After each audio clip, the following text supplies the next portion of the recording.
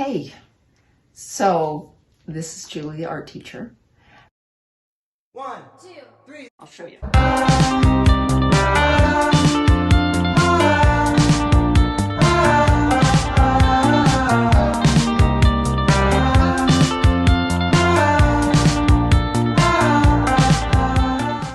Hi stars. So here's another project that you can do. Kind of has to do with paint. You have to have some watercolor paints. Any kind of paper will do. If you have watercolor paper, that's awesome. That just makes it thicker and better. But we're going to do a little negative space. You know, we talk about the elements of art. We've done a little Zentangle line. We'll have a little thing with some texture.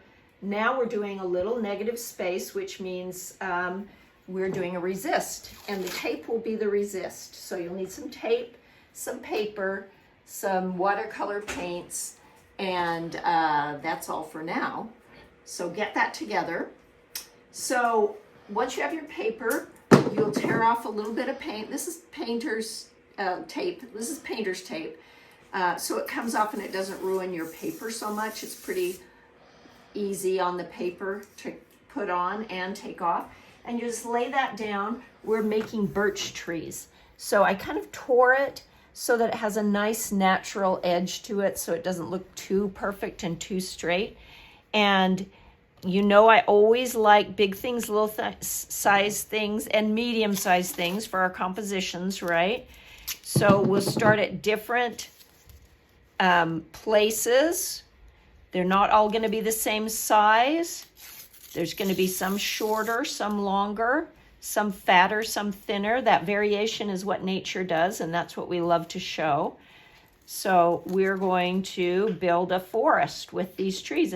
And in the forest, the trees don't grow straight up necessarily. They tilt a little bit depending on how the sun is shining. So that's the other part of it, is as you tear them off, don't worry about being perfectly straight. Oh, that might be a little branch that guy ripped off a little bit too soon. And maybe another tree that goes across like this. Oh, maybe he has to come down a little bit more.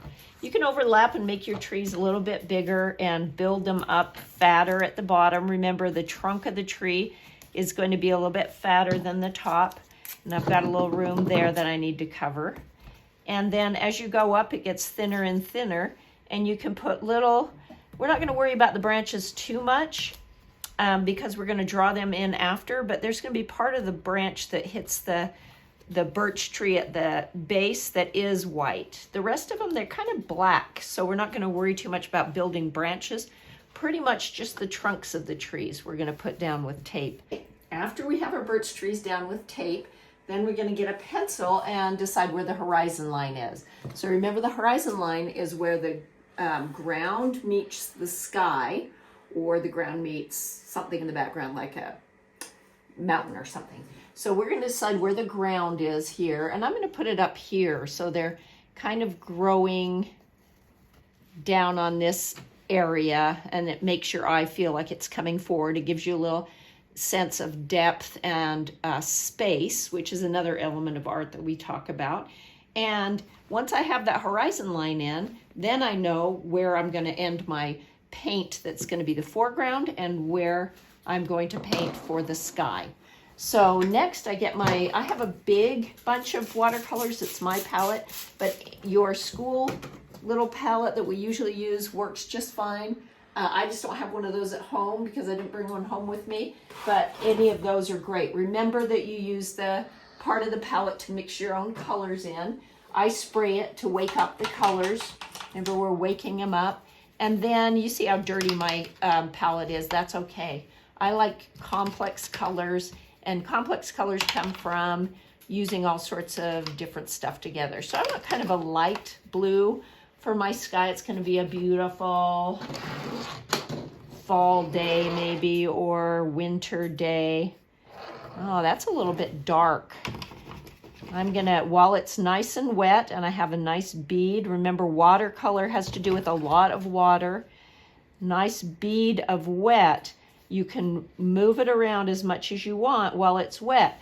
If you start working when it gets drier, it gets you know, just harder looking, and you can't add more colors as it goes along, or you get stripes in your colors. So like that got kind of dry. So I want to dip back in, keep it nice and wet. If you have it really nice and wet, you can tip it up and get it to drip and be kind of interesting.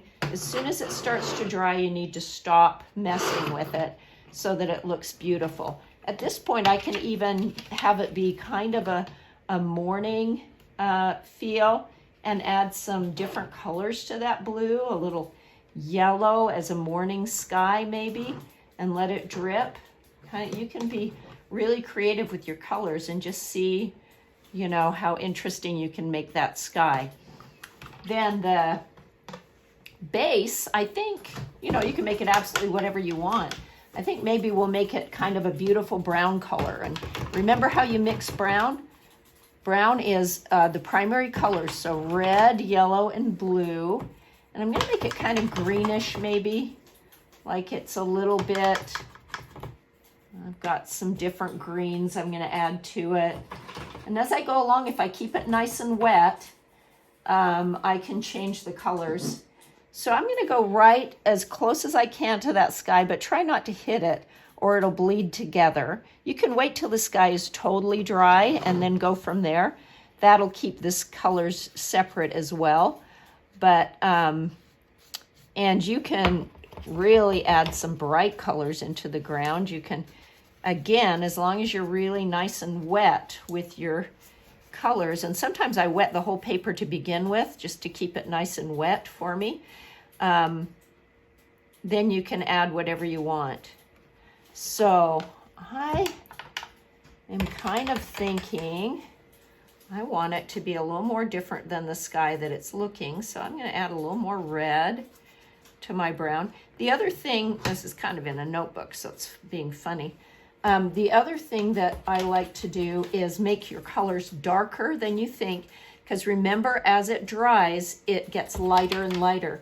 And when this watercolor actually dries, the colors will look lighter than what you painted them as.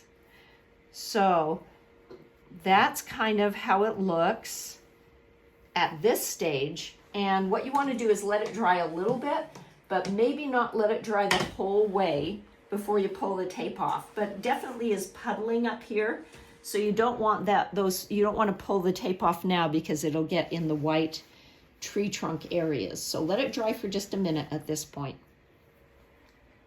Okay, so it's dried for just a minute. And it's not totally dry. You can still see it's a little bit shiny, but I don't want it totally dry. Sometimes the tape sticks to the paper if you let it totally dry for too long. So then I'm going to just carefully pull the tape off of the paper, and you'll get a little bit of stuff coming in on the trunks. That's okay. That's all good. And it gets a little darker around the trunks. Try to keep it coming up. But you'll see the reveal of, you didn't have to leave those trunks out, and it reveals these beautiful white birch trunks or aspen trunks. These are a little bit thicker. They're probably like birch. And, oh, the last one's getting a little bit funny. Here we go. So then you have to let it dry totally, and then we'll go on to the next step. So let it dry overnight or for a few hours till it's completely dry. Okay, so we've done our birch tree tape. We've taken it off. It's the Resist watercolor. And so I couldn't resist going ahead. So I've already started to paint a little bit. You can see the bare trees, how they look when you just take the paint off. And I've let it dry for quite a while. And now you just take a really kind of light mixture. You wake up your paints, wake up your watercolors. You'll have a different, less dirty palette than mine. But you kind of get a little red and a little blue to get a nice kind of purpley for that. And you kind of, the top of the trees are going to be shaded by their the other tops of the trees. So I just shade in the whole top of the tree. I go wide here where it got thin with the tape to make that tree, you know, it's going to be bigger at the bottom and smaller at the top. And I'm just going to put the shadows in of where the sun's coming from this direction. So all these trees have a nice shadow on this side of them. And I just pull that down in a nice wet brush. I'm using the side of my brush. I've just got a flat one. You can use any brush you want. But I use a narrow part of it to do narrow places, and it's just using the right tool for the right job. And the big, where I want to get big, I turn it to the flat part. So having done that, then the branches are going to be a lot darker. I don't get into the black as pure black, but get into it as tinting. So what I mean by that is add black to like a blue or something, so the black isn't just dead black. And that's where you can add your bigger branches. The branches of these birches are more black, and they come off from the trunk of the tree. I think that was actually supposed to be this tree.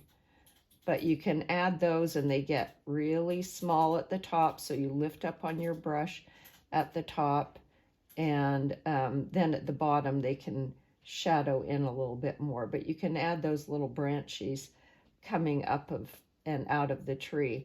And the branches kind of come up and out of that tree. Where they do, they have little eyes. So you can add those kind of details that are on birch trees. They're kind of look like little eyes sometimes. And you can go back when your branches dry and add the shadows into those, and just keep going until you have something that looks like a birch forest. This one that goes behind that tree, I need to really make sure that that looks like it's going behind. So I'm going to really shadow that tree that's behind there a little bit more, so that this front tree pops out. So just kind of have fun with that. And then at the end part, you're going to have to do a cast shadow. So the cast shadows you lay down on the ground. It's what the tree is going to cast a shadow onto the floor or onto the land, and that's another one that you'll put in with a nice kind of a purpley or whatever the ground is, plus a little purple, and that makes the trees feel like they sit down on the ground. This tree I haven't added the eyes to or the branches, but you just kind of finish them off like that and go slowly and look at it, not fast like I'm doing for this demonstration. But at the end of the day, it should be a pretty nice little painting. I'll keep picking away at it and give you the final. Have fun with it. And if it all goes bad, wad it up, throw it away, and start over. That's the beauty of it. All right, birch trees.